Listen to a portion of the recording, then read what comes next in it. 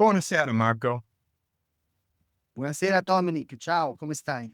Bene, benissimo, grazie, grazie. So, my guest today needs absolutely no introduction for those that are seeking Italian citizenship by descent, but I'm going to do a little one all the same. So, Avvocato Marco Mellone has been on the front lines of the fight from the beginning, and he's arguably the most visible attorney fighting for the rights of Italians born abroad. He's been involved in all of the high profile cases that are been heard and will be heard at both the Supreme or Cassation and the Constitutional Courts. Born in Napoli, and he is a graduate of the prestigious University of Bologna Law School and now runs his practice from my favorite city in Italy and one of my favorite cities in the world, Bologna. I'd also like to acknowledge a bit of support from the moderators and the active members of the Jure Sanguinis subreddit that have submitted questions. And for those of you that are unfamiliar with this group, I highly suggest you check it out because it is the best source of information out there. The moderators do an amazing job of keeping the conversation on point, preventing flame wars, discriminatory arguments, and keeping the subjects on topic. We will post the links to that in the show notes. So, with that, Marco, we have lots of questions, lots of very anxious people seeking answers, and we have you right here at the source. So, anything you would like to start with, or should we jump right into questions? Dominic, just let me thank you for this kind invitation. So, good morning, good afternoon to you and to all your friends. It's a great pleasure for me to be here and, if possible, to answer to some questions or clarify some doubt that your friends and the descendants of Italian immigrants have, especially in this very peculiar period of the history of Italian citizenship law. It's definitely a challenging time, and that's for sure. So, um, so you're bringing the Tajani decree retroactivity front and center in the yet to be scheduled United section of the Supreme Court. Is this similar to the approach that you were taking in the June Constitutional Court hearing? And are you hoping that the cassation will rule directly on the retroactivity portion, or is this more of a legal strategy to have the court give clues or indications of how they're going to view retroactivity components for the future arguments? Well, Dominic, let me explain how what happened actually with the matter of retroactivity related to the hearing, which will take place before the United Sections of the Supreme Court. For those who follow me, on the 27th of May 2025, I was there at the Supreme Court before the first section of the Italian Supreme Court challenging the so-called minor age issue for those cases which then were referred exactly to the United Sections of the Supreme Court. So it was the 27th of May, so 3 days after the entry into force of the law, definitely the final law of the parliament, which confirmed the Tajani decree. I took the chance to provoke the Supreme Court, saying, look, since we are here, why don't you also clarify this new law is not applicable to these two cases? Because if I read the law, then I have some doubt that these new rules could be considered somehow applicable also to past cases, also to already born citizens. So, since we are here, why don't we clarify also this preliminary aspect?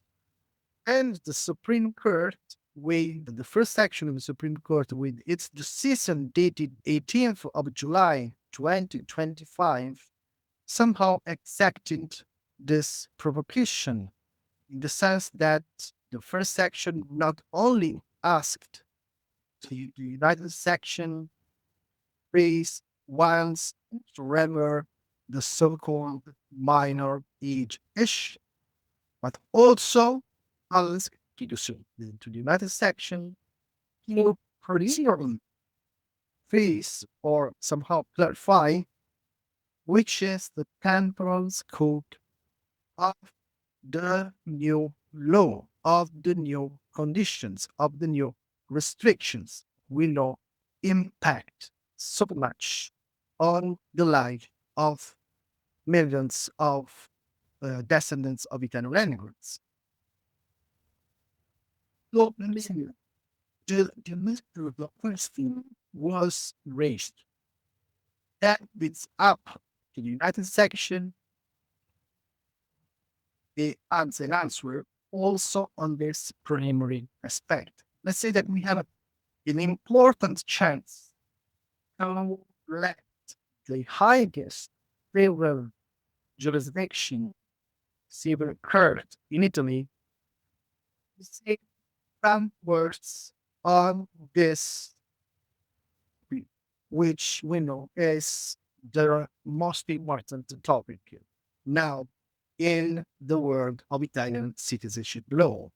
Now, as you said before, we are expecting the Supreme Court to schedule the final date of the hearing, which was previously scheduled for the 13th of January 2026. But due to the importance of the matter, the president of the Supreme Court decided to take some weeks or maximum a couple of months more to start needing to prepare, in the most accurate way, the hearing, which then will take place most probably in March or April 2026.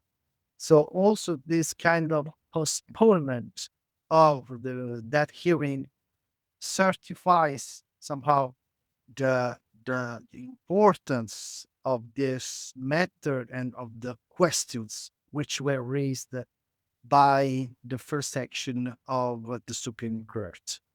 Moreover, the Corte di Cassazione, the Supreme Court, told me that in the last days, in the last weeks, they received a huge quantity of calls and messages from people all over the world, which were interested in being there for the hearing. So once again, the Supreme Court has absolutely the notion of the importance of this matter for the community of descendants of Italian immigrants. Yeah, there was definitely a strong reaction in some of the communities that I'm a part of people wanting to come and participate and view that hearing as well. So I can only imagine how many calls were received. So for those that were cut off by the decree law, the Tajani decree, etc., at the level of great grandparents, at this moment, are there reasons to pursue a legal path? And we might want to differentiate here just a little bit between those that have a 1948 case and those that do not have any 1948 case to go through. According to my opinion, it does not make a great difference if we are talking about now 1948 case or not. Which is important to say is that, people who did not start a case yet now shall know that, of course, we will have in the next months a response, an answer to the main question. So if those new restrictions, conditions are actually applicable to already born citizens. So if they are constitutional, if they are lawful, okay, if they make sense, they will have an answer in the very next months. But of course, if they wait for this kind of response, at the same time, there is also a possible, let's say, risk, because nothing prevents the Italian government and Italian parliament shall adopting new law, new laws, new conditions, new, initiatives, such as they did in March 2025. Do not forget, Dominic, that in one night, the Italian government changed dramatically, let's say, the conditions and the lives of millions of people. And I always say that this may happen again, especially if the government feels concretely that that law is going to be somehow declared void or unconstitutional or unapplicable somehow by the highest jurisdiction here in Italy. So starting the case now means that at least you know now which is your animal, which is the law you are challenging. And we know that this law approved in May 2025, is weak. It's an easily challengeable law, an easily attackable law, at least according to my opinion. But of course, I don't know if in the future the government or the parliament may come out with a more, let's say, lawful, reasonable law which will be less attackable than the current one. So, there are advantages and disadvantages for each option. I hope that I clarify which are, according to my opinion, disadvantages or advantages. So let me maybe repeat back to see if I understand you correctly. If you file a case, let's just say today, and a new law is passed tomorrow that is more constitutionally valid, and then the day after tomorrow, the Tajani decree or the minor issue fall, you would then be able to slip through the space between those laws. What I've told many of the people that I talk with, that if you file a case today, you are essentially buying insurance against future legislative issues that may arise. Is that reasonable there? Is that a true and valid statement? Yes, it was exactly what I meant, Dominic. So, starting a case now is a sort of way to ensure that at least you know which is the law you are going against, because you know the enemy. But tomorrow, we don't know if the situation may change again. Situation is very fluid in this period of the history of Italian citizenship. So, according to my opinion, if you can, then it's worth it to start the case now than waiting for a quite uncertain future. Understood. Understood. All right. Next question. And most of these questions come from the community. These are not questions that I just brought off the top of my head. Assuming the minor issue is struck down, what do you think the options are going to be for the people that have already received a consulate or commune rejection due to the minor issue? And is there a difference between those that have filed before the Triculare on October 3rd or after the Triculare on October 3rd? Well, let me clarify one important aspect. The rulings of the United Section of the Supreme Court are, let's say, 99% binding for the judicial system. This means that all the judges here in Italy, most of times, they follow what the United Section of the Supreme Court say. This does not apply with necessarily, this does not necessarily apply with the administrative work. In other words, even if we win before the United Section of the Supreme Court, that the Ministry of Internal Affairs does not necessarily change its approach.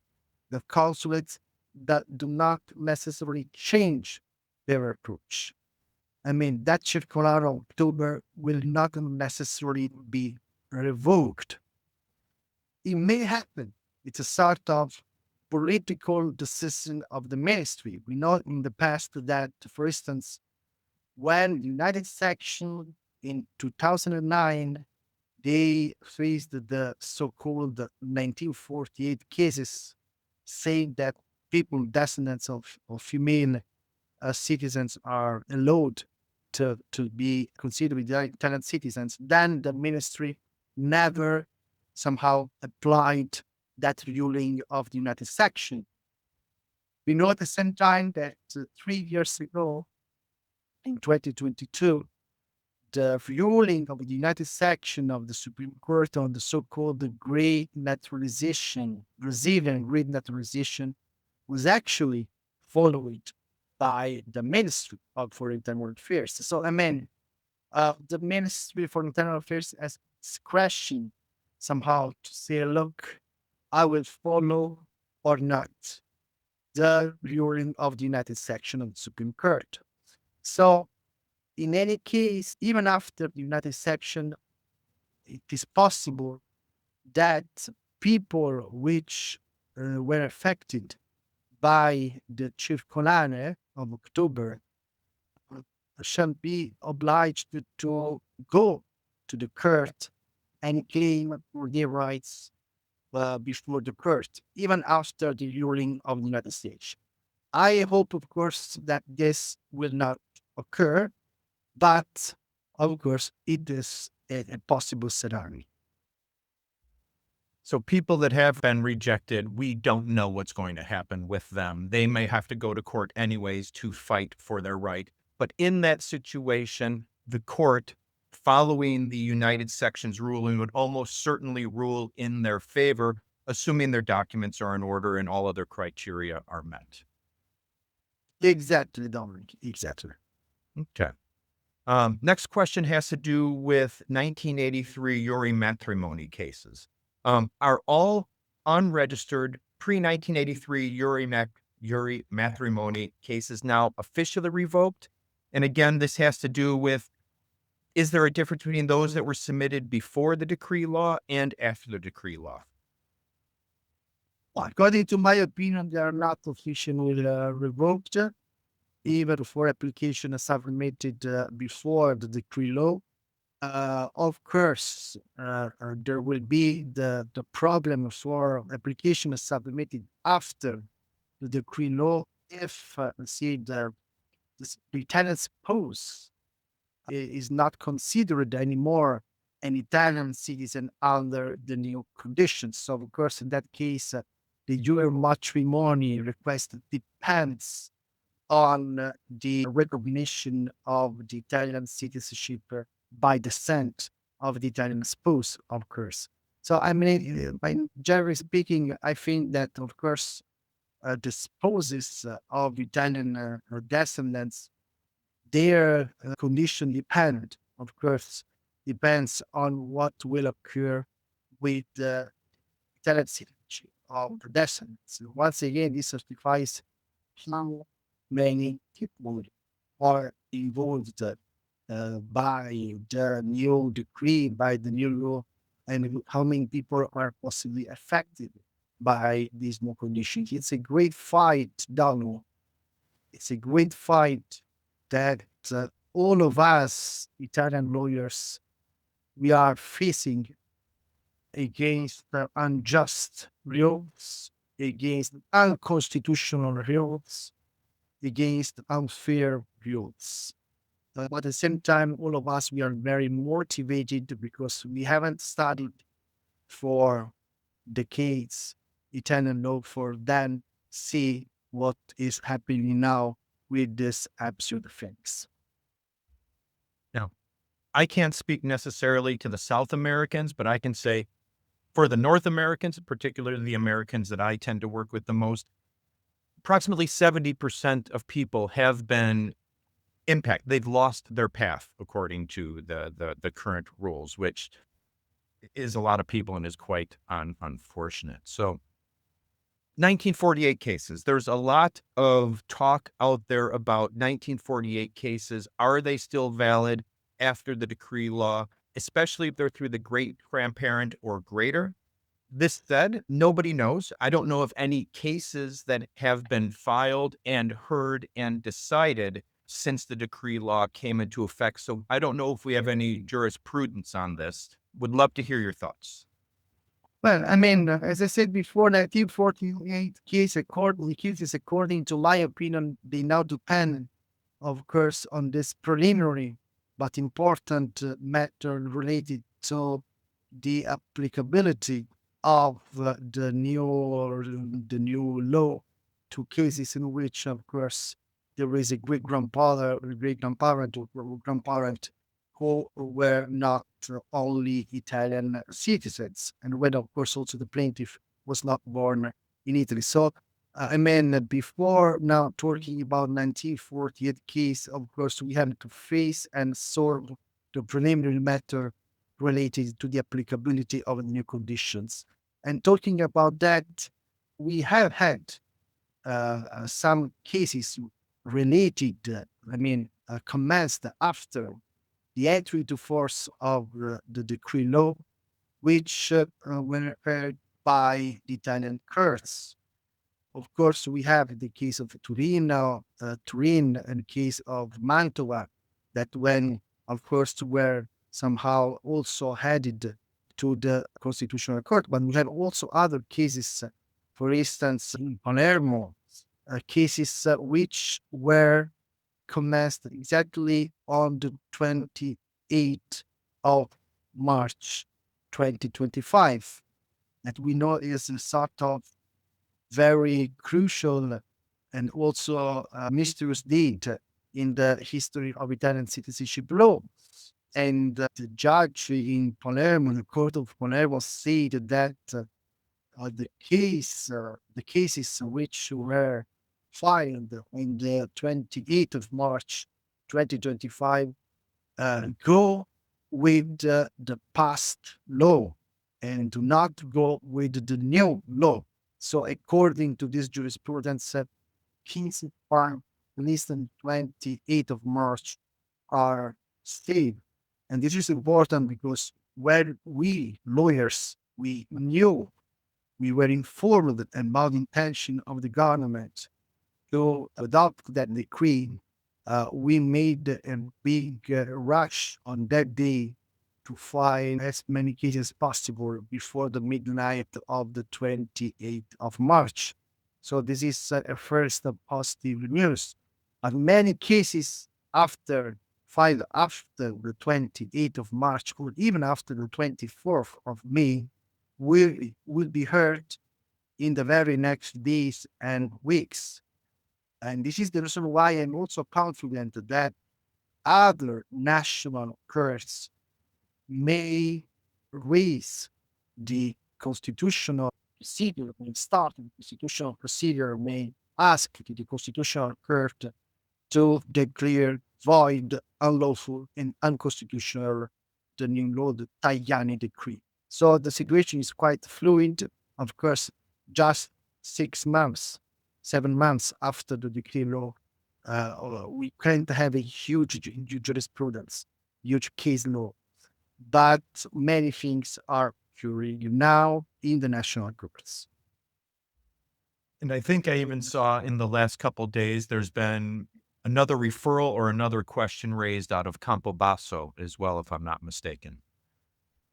Well, as far as I know, there are now 2 referrals from Court of Torino and Court of Mantova.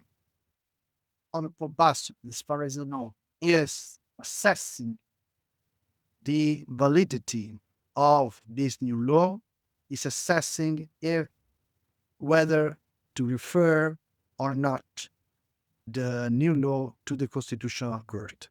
Because Campobasso has many pending cases, many of them filed after the 28th of March, because Campobasso is one of the quickest courts in Italy as for cases of Italian citizenship. So they're nothing like Veneto that has a 10,000 case backlog then. Yes, The next, Veneto, Venezia, I think, is the most complicated, of course, court in this sense. Even although judges are there are very productive, but of course there is a huge number of cases pending. so for those with minor children that were not included on pre-decree law judicial filings, is it still possible to add them? Or even other family members, perhaps, that were not minor children that may have been deciding to take a consulate route and had that door closed on them. I mean, it is possible to ask to the court, to the judge, to add new plaintiffs to the ongoing cases. That it's up to the judge to decide if this is possible or this is acceptable or not. According to my opinion, it should be. But as far as as I saw in practice, there are some Italian courts which do not actually agree, especially for one reason. Some judges say, look, actually, the new law gives you a chance to register the child at minor age by the 31st of May 2026. So it does not make any sense that you ask me now to add this child in case if you can do it after without, asking this to the court. So in an administrative way. So I saw also this kind of decision from an Italian court, not right the court of Milano, which were not acceptable this kind of request. Of course, it's worthy to try if you can. Because, of course, the citizenship, the Italian citizenship by the state is especially for the future generations. So it is clear that people are interested to see, especially the citizenship for future generations, who then will transmit, of course, then the Italian citizenship. So, if possible, of course, I suggest make this forward. I can imagine many of these people are concerned that their cases will not be completed by that deadline. Therefore, they don't want their children to potentially have zero path if things continue as they are, which of course we hope they will not continue that way. Yes, moreover, let me add, Dominic, that the judges do not know that the process, the history does not end with the judgment of the court, because we know that after that judgment there is a bureaucratic part which takes even months and months or even 1 year to finally obtain the transcriptions, the registration of the birth certificates into the Italian vital records. So, of course, you have to consider also this supplementary work, which is supposed to be done by the 31st May 2026. So this is another reason to be, of course, concerned. Yeah, because that is only what, 6 or 7 months away, and commune generally don't move very quickly. If we're being honest, they tend to take their time. Yes, talking about that, I know also, Dominic, that there is some proposal in the parliament, proposal of a bill in order to postpone. Of course, it's nothing official, right? But it's one of options, possible options for the parliament, because especially in the South American consulate, the Italian consulate, of course, they do not have time and space to deal with all these kind of registrations of children minor age by the 31st of May. So they are discussing about the possibility to postpone that deadline. So interesting. Are there any extra risk factors that people should be considering? Example, the public prosecutor opinions have been entirely in favor of striking down the minor issue, from what I understand. And are the public prosecutors going to appear and argue against this at the United Section, or is all of this yet to be determined? But no, let me say that I'm very confident about the outcome of the United Section hearing concerning the so-called minor age issue. Starting from the first moment I started this fight, this battle, I was sure that that wrong interpretation could not work. Moreover, I am pretty confident that not only the United Section will say that children, minor of age, or requests on an Italian naturalized parent uh, lost their Italian citizenship. Not only that category of children born in US and considered Jure Sanguinis US citizens, but generally speaking, all children minor of age, even born in Italy, they could not lose their Italian citizenship because, according to my opinion, this is also the argument which I will explain on the day on the United Section. They could not lose their citizenship without their will. So it does not make any sense if they were born in Italy or in US because they were citizens. They never expressed the will to lose their Italian citizenship. So they just somehow had to bear the consequences of the choice of their father or of their mother. But according to Italian law, you cannot lose your Italian citizenship by descent unless you will or unless you do something that, according to the Italian law, provokes the loss of Italian citizenship. It's quite clear principle that I will use on that day. Public prosecutor was in favor of these cases, at least before the first section of the Corte di Cassazione, the Supreme Court. So I suppose that it will confirm this thesis. The public prosecutor is a sort of amicus curiae, so it's not a judge. It's a sort of person who gives an important, relevant opinion on the case, but does not take the decision.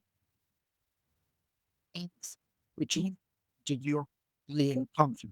So this for the juridical sphere, the country that just will finally solve the so-called minor age. So anybody born to an Italian citizen receives this at birth, and also anybody born in a Iure Solis country receives that citizenship at birth. And the interpretation of clause 7 verses 12 is that the individual, not the parent, the individual must take an action to renounce that Italian citizenship. Therefore, the minor issue should be a non-issue if, so long as the child was born, at least one parent was an Italian citizen. Yes, Dominic, more generally, I mean, let me give you just an example. I have a child, under 5 years child. I cannot decide on his Italian. He was considered Italian citizen at birth. And me as parent, as father, I cannot decide on his Italian citizenship. I cannot provoke in any way the loss of his Italian citizenship. I cannot renounce for him. I cannot make anything. Just him one day at the age of 18 can decide if he doesn't want to be anymore an Italian citizen.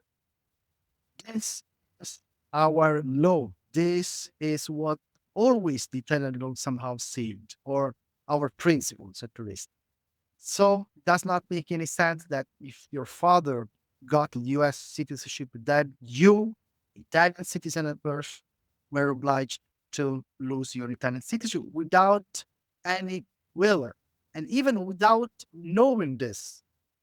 Because Dominic, you tell me how you can know if your father or your mother acquired another citizenship. You can know what happens in your life, but you cannot know necessarily what happens in the life of your father or of your mother. So it was also impossible for these children to recover the Italian citizenship once they turned 21 years old, because this is the thesis of the Ministry for Internal Affairs. Yes, but they had chance to recover the Italian citizenship once they turned 21 years old. This is not true because they could not know necessarily that their father or their mother had acquired the US citizenship and therefore had lost the Italian one. Moreover, according to the Italian law at that time, if you wanted to recover the Italian citizenship, you had to go back from US to Italy, spend a time in Italy, ask to the Italian government to recover the Italian citizenship, and then maybe you were considered again an Italian citizen. I mean, this is completely unfair. It was impossible because we are talking about 20s. Not like today, you take flight and 8 hours you are in New York. Okay, so at the time, I mean, going from one part to the other of the ocean was an incredible, difficult trip. So, I mean, there are also historical considerations, historical elements, which would be brought before the United section, because a law must be interpreted and applied, also taking into consideration the practical and historical context in which they Mm. were applied. And I think it's important to note and perhaps differentiate a little bit here for people that might not have studied this, that the minor issue, there was zero change to any law in Italy. This was strictly an interpretation change by the Department of the Interior that just one day said, we're going to change 100 plus years of jurisprudence, and the letter of the law stays the same. It's just a circulare, a single piece of paper from the department changed all of this for everybody. Whereas Tajani was actually a change of the law. Dominic, you're absolutely right.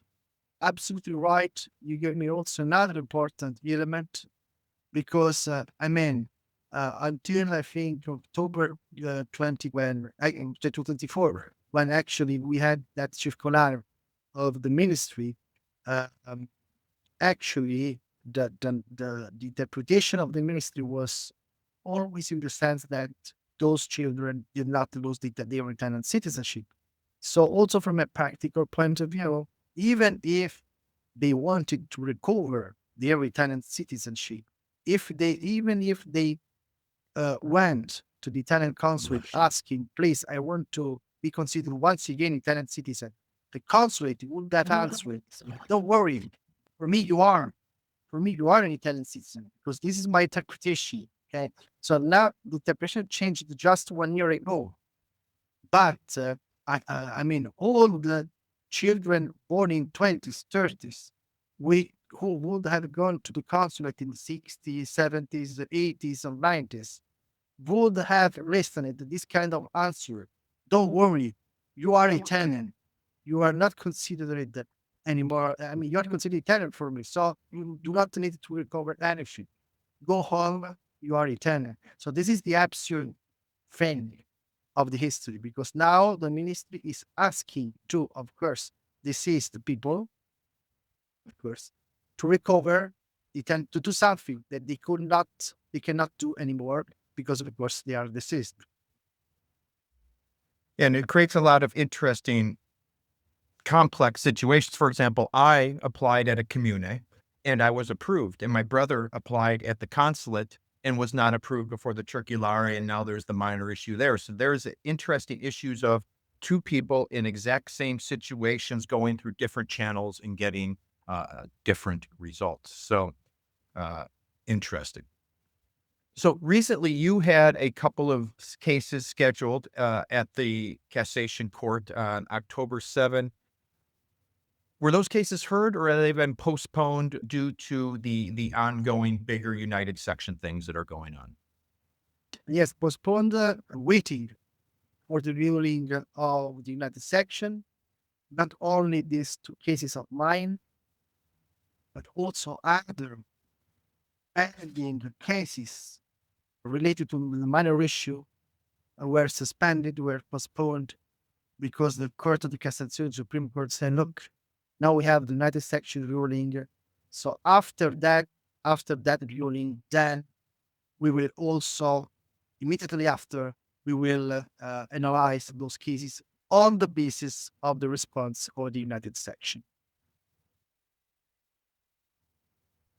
So that's the end of the questions that we planned to discuss on this, Marco. Is there anything else you would like to talk to the audience about before we sign off here? Once again, thank you very much for inviting me today.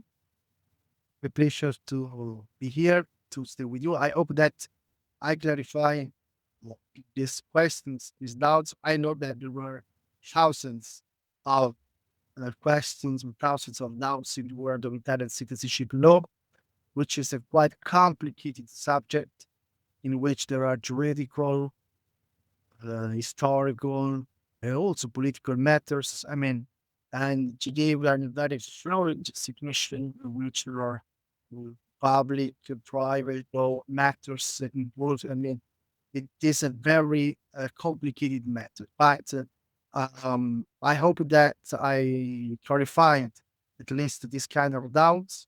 And I want to let know all the people that not only me, but all of us Italian lawyers involved in this kind of a fight, we are very motivated to make a good job to fight against this injustice that we are watching in the world of Italian citizenship law. You have to trust on the Italian justice, because until now, the Italian justice always applied in a very clear, logical way what were the choices of the Italian legislature. The law is gave to the descendants the right to Italian citizenship with living in the rule of law. We have, of course, jurisdiction which take care of possible unjust laws and are ready to declare them void if necessary, or see unapplicable in the specific case. So this will be my and our battle, and I'm pretty confident that at the end of the day, we will see the light in this quite dark time. Well, with that, Marco, I want to express a immense gratitude for you and your time, and moreover for the not only the people watching, but the people that will continue to watch this later. You have given you've answered a lot of the questions that I see asked over and over out there in the community, and you are one of the best sources of information. So a heartfelt thank you to you for that. For the people still watching, just so you know, I did have some video glitches. We will actually be editing this and putting out a full version. If there's any glitch on the viewing side, whether LinkedIn or YouTube, that will be cleaned up. And additionally, for the Spanish and Portuguese speakers, they will put out a translated version of this with subtitles so everybody can learn from everything that Marco has said here today. So with that, Marco, immense gratitude. I very much thank you for your time and the community. You've got a big community of supporters out there, and they very much appreciate your efforts as well as all the other Jure Sanguinis lawyers throughout Italy. So grazie mille. Buonanotte, and cannot wait to speak again. Ciao a tutti, alla prossima. Ciao, ciao.